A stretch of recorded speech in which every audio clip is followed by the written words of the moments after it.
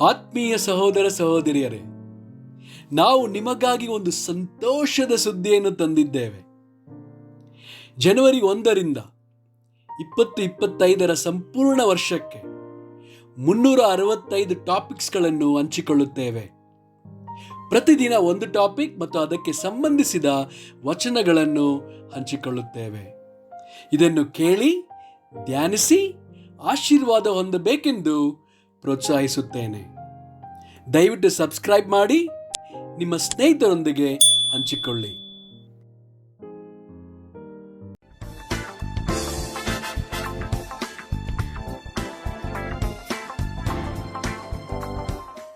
ಇಂದು ದಿನ 51 ಟಾಪಿಕ್ ಆಯ್ಕೆ.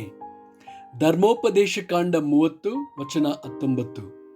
ನಾನು ಜೀವ ಮರಣಗಳನ್ನು ಆಶೀರ್ವಾದ ಶಾಪಗಳನ್ನು ಈಗ ನಿಮ್ಮ ಮುಂದೆ ಇಟ್ಟಿದ್ದೇನೆ. ಇದಕ್ಕೆ ಭೂಮ್ಯಾಕಾಶಗಳು ಸಾಕ್ಷಿಗಳಾಗಿರಲಿ. ಆದುದರಿಂದ ನೀವು ನಿಮ್ಮ ಸಂತತಿಯವರು ಬದುಕಿಕೊಳ್ಳುವಂತೆ ಜೀವವನ್ನೇ ಆದುಕೊಳ್ಳಿರಿ. ಯೋಶುವ 1 ವಚನ 7. ನನ್ನ ಸೇವಕನಾದ ಮೋಶೆ ನಿನಗೆ ಬೋಧಿಸಿದ ಧರ್ಮೋಪದೇಶವನ್ನೆಲ್ಲ ಕೈಕೊಂಡು ನಡೆಯುವುದರಲ್ಲಿ ಸ್ಥಿರಚಿತ್ತನಾಗಿರು. ಪೂರ್ಣ ಧೈರ್ಯದಿಂದಿರು. ಅದನ್ನು ಬಿಟ್ಟು ಎಡಕ್ಕಾದರೂ ಬಲಕ್ಕಾದರೂ ಹೋಗಬೇಡ. ಆಗ ನೀನು ಎಲ್ಲಿ ಹೋದರೂ ಕೃತಾರ್ಥನಾಗುವಿ. ಯೋಶುವ 24 ವಚನ 15. ಯೆಹೋವನನ್ನು ಸೇವಿಸುವುದು ನಿಮಗೆ ಸರಿ ಕಾಣದಿದ್ದರೆ ಯಾರನ್ನು ಸೇವಿಸಬೇಕೆಂದಿದ್ದೀರಿ? ಈ ಹೊತ್ತೇ ಆರಿಸಿಕೊಳ್ಳಿರಿ. ನಿಮ್ಮ ಪೂರ್ವಿಕರು ಯುಫ್ರೇಟಿಸ್ ನದಿಯ ಆಚೆಯಲ್ಲಿ ಸೇವಿಸುತ್ತಿದ್ದ ದೇವತೆಗಳೋ, ಈ ದೇಶದ ಮೂಲ ನಿವಾಸಿಗಳಾದ ಅಮೋರಿಯರ ದೇವತೆಗಳೋ ಹೇಳಿರಿ. ನಾನು ನನ್ನ ಮನೆಯವರು ಯೆಹೋವನನ್ನೇ ಸೇವಿಸುವೆವು ಅಂದನು. 1 ಅರಸುಗಳು 18 ವಚನ 21. ಏಲಿಯನು ಎಲ್ಲಾ ಜನರ ಹತ್ತಿರ ಹೋಗಿ ಅವರಿಗೆ, ನೀವು ಎಷ್ಟರವರೆಗೆ 2 ಮನಸ್ಸುಳ್ಳವರಾಗಿರುವಿರಿ?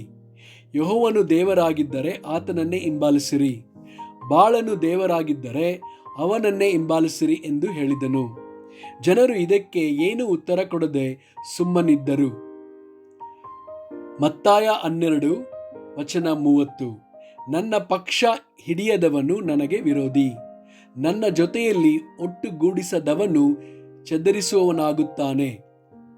ರೋಮಾಪುರದವರಿಗೆ 11 ವಚನ 12. ಅವರು ಬಿದ್ದು ಹೋದದ್ದು ಸರ್ವಲೋಕದ ಭಾಗ್ಯಕ್ಕೂ ಅವರು ಸೋತು ಹೋದದ್ದು ಅನ್ಯಜನಗಳ ಭಾಗ್ಯಕ್ಕೂ ಮಾರ್ಗವಾಗಿರಲಾಗಿ ಅವರ ಪೂರ್ಣ ಪುನಃಸ್ಥಾಪನೆಯು ಎಷ್ಟೋ ಹೆಚ್ಚಾಗಿ ಭಾಗ್ಯಕ್ಕೆ ಕಾರಣವಾಗುವುದು. ಗಲಾತ್ಯದವರಿಗೆ 5 ವಚನ 1. ಕ್ರಿಸ್ತನು ನಮ್ಮನ್ನು ಸ್ವತಂತ್ರದಲ್ಲಿರಿಸಬೇಕೆಂದು ನಮಗೆ ಬಿಡುಗಡೆ ಮಾಡಿದನು. ಅದರಲ್ಲಿ ಸ್ಥಿರವಾಗಿ ನಿಲ್ಲಿರಿ. ದಾಸತ್ವದ ನೊಗದಲ್ಲಿ ತಿರುಗಿ ಸಿಕ್ಕಿಕೊಳ್ಳಬೇಡಿರಿ. ಆಮೆನ್.